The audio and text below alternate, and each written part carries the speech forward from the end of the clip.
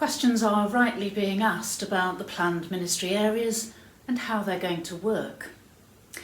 In some areas of the diocese, ministry areas have been in place for some years now and are working well.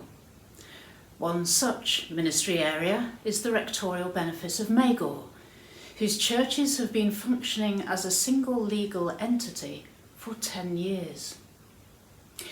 Here they are, talking about their experience and the benefits they've found in working so closely together.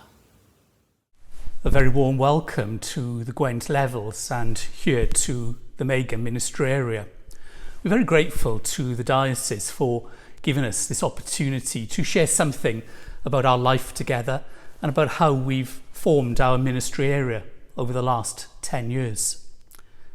We cover an area that straddles both the county of Monmouthshire and the city of Newport, stretching for about 10 miles along the River Severn to the south and the M4 to the north. We stretch from Undy in the east to Glantleen and to Langstone over in the west. Our population is currently about 13,000, but that's rapidly increasing with areas of significant new build.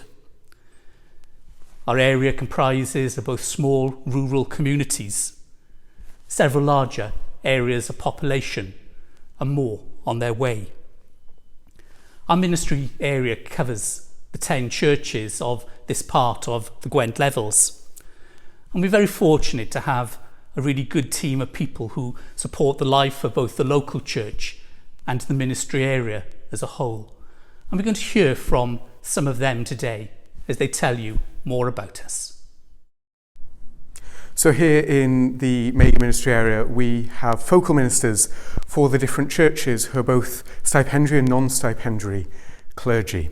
And the role of a focal minister basically is to have particular care for those churches. So we're there 50% of the services in a month, which means we pick up if people aren't there and can follow up. We also have responsibility for occasional offices there, so that we can build up a rapport with the community. But alongside that, the other 50% of the time, we're shuffling around the rest of the ministry area, leading services and being involved. So we're not cut off from everywhere else. Instead, we're a link between the local and the wider area. I live at Langston and I'm focal minister for the churches at Langston, Llanmartin and Bishton, which is really convenient being in Langstone because I'm close by and are able to keep in touch with a lot of the parishioners just by walking to and fro the roads in the area, especially in the last few months. I also lead assemblies in two of the schools in the ministry area, Llanmartin and Langstone, and again, in these past few months, it's been great to be able to keep in touch with them via social media or telephone. But I'm really looking forward to being able to see them for real in school as soon as we can. I have been pleased to support the ministry area over the years with various activities such as collective worship in school and Club Rock, which is St Mary's Church in Magor's Sunday School. And I'm also one of the founding members of Cake Saturday, which is our community event run once a month in St Mary's Church in Magor, and every month we have over 100 people, families, single people, elderly, and they come for tea and cake and catch up, which is lovely. I live in Magor. When we first moved to Magor 4 years ago, one of the first places we visited was St Mary's, and it soon became apparent that the church does so many important things in the village, from toddler groups with the little ones to the monthly lunch clubs with the elderly members of the community, to Christmas tree festivals and all manner of things, cake sales, and it really brought it home to me how important Magor is for our community. We're actually the smallest church of the 10 in the ministry area, and Wilcrick itself is very small, but it is a village because we have this church, otherwise we'd be a hamlet. There's only about 9 houses here and a total population of about 25 approximately at the moment. But at our services, which is on the first Sunday of every month, plus Christmas, Easter, Harvest Festival, the high days and holidays. We normally get at least a third of the houses represented here. Plus we have some people coming from outside of Wilcrick itself, regulars. The congregation is usually fairly small, between 6 and 12, and obviously on something like Harvest Festival there's normally that will triple in size. It's a very pretty church. We take part in the regular ministry area meetings, and we support the ministry area, and the ministry area certainly supports us here. We have joint ventures particularly with something like, for example, Llanmartin Church. In the autumn we have a joint autumn fair, and it's very, very good to see the people from the other churches and know that there is this support network. Magor Ministry Area is a single legal entity or charity and has been for over 10 years. It's made up of Ministry Area Council and PCC. Every church we would recommend do 3 or 4 meetings every year and elect one member to join the Ministry Area Council if they wish. Also, I have gone around the churches trying to help them out in any area which I can, if they need it, including looking after churches and either advising them or directing them where they can get the best advice.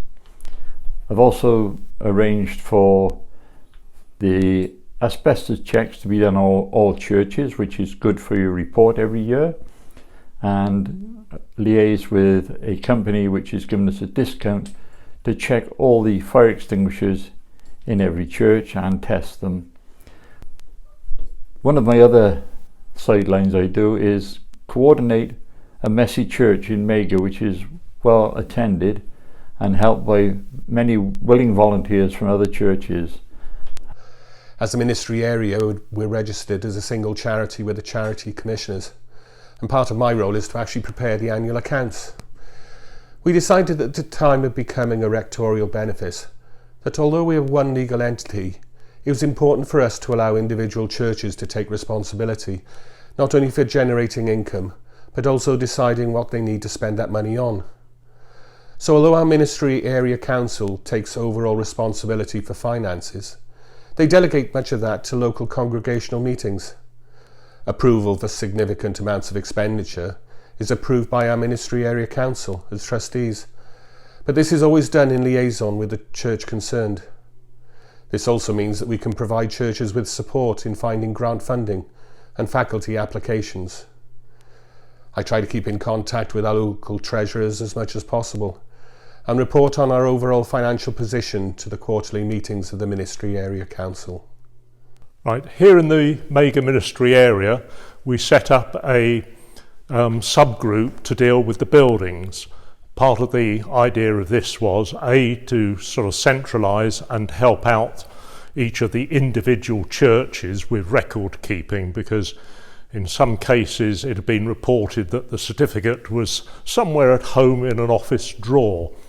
The idea being that we are very fortunate in having quite a few well-qualified people within the area, ministry area. We've got a chartered engineer, an ex-architect, and also a insurance assessor, and we are going round all of the churches within the area and making sure that things like the trip hazards are all done by one person so that we have a sort of level playing field. Again, things like fire extinguisher testing is being done by one company, and also sort of lightning conductors and this type of thing. So as you can see, ministry areas are a way of creating networks of support for a group of churches of different sizes and traditions across a variety of contexts. By working together, links are built not only between the congregations, but also with the local communities. and work around buildings, finance and mission can be shared across the churches. Magor, like some other areas in the diocese, have been doing this for years.